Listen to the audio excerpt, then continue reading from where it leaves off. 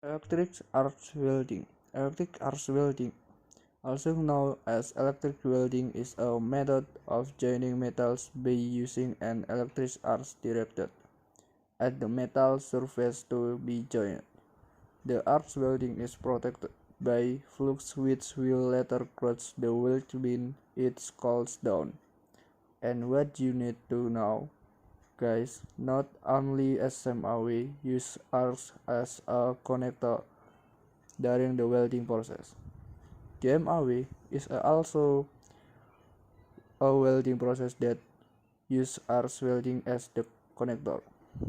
The part that is hit by an electric arc welding mill, as well as the electrode that produces an electric arc will melt at the tip and continue to propagate until it is exhausted.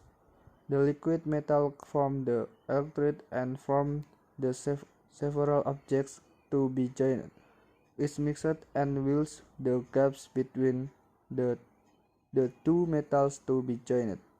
Then freezes and the two metals are joined. Arc welding machines can deliver large amounts of current but with a safe voltage. The electric arc that occurs will produce Higgs anodes, the hand energy, so that it will easily melt the affected metal.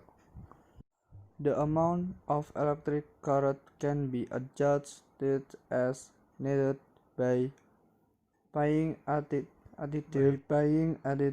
to the size and type of electrode. The electric shocks that occurs will produce heat energy that is high enough so that the metals that is affected will melt easily. The amount of electricity can be adjusted as needed by paying attention to the size and type of electrode. In arc welding, the connection occurs by the heat generated by an electric arc that occurs between the workpiece and the electrodes, or while or filler metal are heated until they will melt and are deposited on the joint so that a welding joint occurs.